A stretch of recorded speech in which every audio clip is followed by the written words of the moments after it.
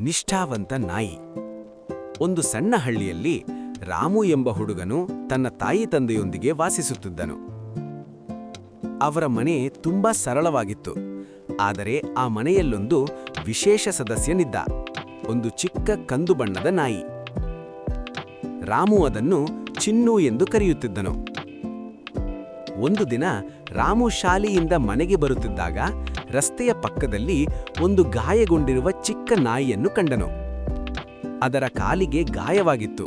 ಅದು ನಡೆಯಲು ಸಹ ಸಾಧ್ಯವಾಗುತ್ತಿರಲಿಲ್ಲ. ರಾಮುವಿಗೆ ಆ ನಾಯಿಯ ಮೇಲೆ ತುಂಬಾ ಕರುಣೆ ಬಂದಿತು. ಅವನು ಅದನ್ನು ಎತ್ತಿಕೊಂಡು ಮನೆಗೆ ತಂದನು. ಅಮ್ಮ, ಈ ನಾಯಿಗೆ ತುಂಬಾ ನೋವಾಗುತ್ತಿದೆ, ನಾವಿದನ್ನು ನೋಡಿಕೊಳ್ಳೋಣ ಎಂದು ಕೇಳಿದನು. ಮೊದಲಿಗೆ ರಾಮುವಿನ ತಾಯಿ ಸಂಶಯಪಟ್ಟಳು. ನಮ್ಮ ಬಳಿ ಹಣವೂ ಕಡಿಮೆ, ನಾವಿದನ್ನು ನೋಡಿಕೊಳ್ಳಲು ಸಾಧ್ಯವೇ ಎಂದು ಕೇಳಿದಳು. ಆದರೆ ರಾಮುವಿನ ಪ್ರೀತಿ ಮತ್ತು ಮನಸ್ಸನ್ನು ನೋಡಿ ಅವಳು ಒಪ್ಪಿಕೊಂಡಳು. ರಾಮು ಮತ್ತು ಅವನ ತಾಯಿ ಚಿನ್ನುವಿನ ಗಾಯವನ್ನು ಸ್ವಚ್ಛಗೊಳಿಸಿ ಔಷಧಿ ಹಾಕಿ ಅದಕ್ಕೆ ಆಹಾರ ಕೊಟ್ಟರು. ಕೆಲವು ದಿನಗಳಲ್ಲಿ ಚಿನ್ನು ನಿಧಾನವಾಗಿ ಚೇತರಿಸಿಕೊಳ್ಳಲು ಶುರುಮಾಡಿತು. ಆ ದಿನದಿಂದ ಚಿನ್ನು ಆ ಮನೆಯ ಒಂದು ಭಾಗವಾಗಿ ಬಿಟ್ಟಿತು. ಚಿನ್ನು ತುಂಬಾ ಚತುರ ಮತ್ತು ನಿಷ್ಠಾವಂತ ನಾಯಿಯಾಗಿತ್ತು. ರಾಮು ಶಾಲೆಗೆ ಹೋಗುವಾಗ ಅದು ಅವನ ಜೊತೆ ಹೋದರೂ ಶಾಲೆಯ ಬಾಗಿಲಿನ ಬಳಿ ನಿಂತು ಅವನನ್ನು ಕಾಯುತ್ತಿತ್ತು. ಶಾಲೆ ಮುಗಿದ ನಂತರ ರಾಮು ಹೊರಗೆ ಬಂದಾಗ ಚಿನ್ನು ತನ್ನ ಬಾಲವನ್ನು ಆನಂದದಿಂದ ಅಲುಗಾಡಿಸುತ್ತಾ ಅವನನ್ನು ಸ್ವಾಗತಿಸುತ್ತಿತ್ತು. ಒಂದು ದಿನ ಹಳ್ಳಿಯಲ್ಲಿ ದೊಡ್ಡ ಜಾತ್ರೆ ನಡೆಯಿತು. ಎಲ್ಲರೂ ಆನಂದದಿಂದ ಜಾತ್ರೆಗೆ ಹೋಗುತ್ತಿದ್ದರು. ರಾಮು ಕೂಡ ತನ್ನ ಸ್ನೇಹಿತರ ಜೊತೆ ಹೋಗಲು ತಯಾರಾಗಿದ್ದನು. ಚಿನ್ನು ಸಹ ಅವನ ಹಿಂದೆ ಹೋಗಲು ಯತ್ನಿಸಿತು. ಚಿನ್ನು, ನೀನು ಮನೆಯಲ್ಲೇ ಇರು, ಜಾತ್ರೆಯಲ್ಲಿ ತುಂಬಾ ಜನ ಇರುತ್ತಾರೆ ಎಂದು ರಾಮು ಹೇಳಿದನು. ಆದರೆ ಚಿನ್ನು ಅವನ ಮಾತನ್ನು ಕೇಳದೆ ದೂರದಿಂದ ಅವನನ್ನು ಹಿಂಬಾಲಿಸಿತು. ಜಾತ್ರೆಯಲ್ಲಿ ತುಂಬಾ ಜನಸಂದಣಿ ಇತ್ತು. ಸಂಗೀತ, ಆಟಗಳು ಮತ್ತು ವ್ಯಾಪಾರಿಗಳ ಕೂಗು ಎಲ್ಲೆಡೆ ಕೇಳಿಸುತ್ತಿತ್ತು. ರಾಮು ತನ್ನ ಸ್ನೇಹಿತರ ಜೊತೆ ಆಟವಾಡುತ್ತಿದ್ದಾಗ ಅವನು ತನ್ನ ಗುಂಪಿನಿಂದ ದೂರವಾಗಿ ಬಿಟ್ಟನು. ಅವನು ಹೆದರಿದನು. ಅಯ್ಯೋ, ನಾನು ಮನೆಗೆ ಹೇಗೆ ಹೋಗಲಿ ಎಂದು ಆತಂಕಪಟ್ಟನು. ಆ ಸಮಯದಲ್ಲಿ ಚಿನ್ನು ಅಲ್ಲಿಗೆ ಬಂದು ರಾಮುವಿನ ಬಳಿ ನಿಂತಿತು.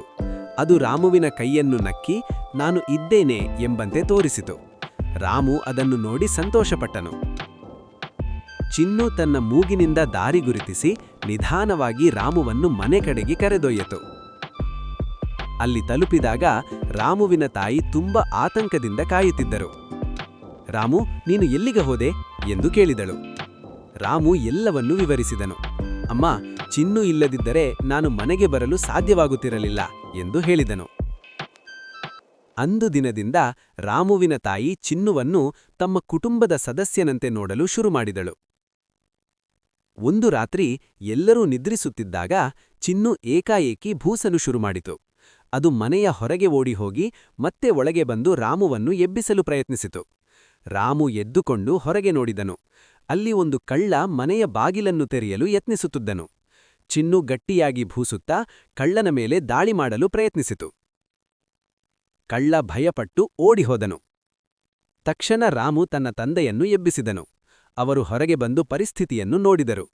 ಈ ಚಿನ್ನು ನಮ್ಮನ್ನು ದೊಡ್ಡ ಅಪಾಯದಿಂದ ಕಾಪಾಡಿದೆ ಎಂದು ಹೇಳಿದರು. ಅಂದಿನ ದಿನದಿಂದ ಹಳ್ಳಿಯ ಎಲ್ಲರೂ ಚಿನ್ನುವನ್ನು ಗೌರವದಿಂದ ನೋಡಲು ಶುರುಮಾಡಿದರು. ಇದು ಸಾಮಾನ್ಯ ನಾಯಿಯಲ್ಲ, ಇದು ನಮ್ಮ ಹಳ್ಳಿಯ ರಕ್ಷಕ ಎಂದು ಹೇಳುತ್ತಿದ್ದರು. ಸಮಯ ಕಳೆದಂತೆ ರಾಮು ಮತ್ತು ಚಿನ್ನುವಿನ ಸ್ನೇಹ ಇನ್ನಷ್ಟು ಗಟ್ಟಿಯಾಯಿತು.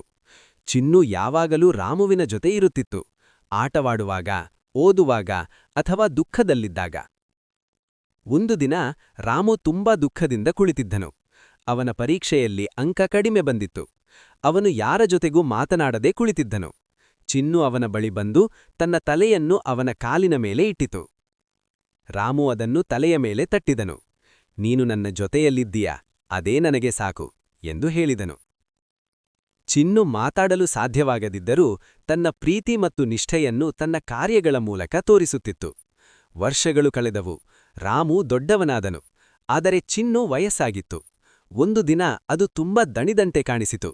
ರಾಮು ಅದರ ಬಳಿ ಕುಳಿತುಕೊಂಡು ನೀನು ನನ್ನ ಜೀವನದ ಅತ್ಯುತ್ತಮ ಸ್ನೇಹಿತ ಎಂದು ಹೇಳಿದನು. ಚಿನ್ನು ನಿಧಾನವಾಗಿ ಕಣ್ಣು ಮುಚ್ಚಿತು. ರಾಮು ತುಂಬಾ ದುಃಖಪಟ್ಟನು.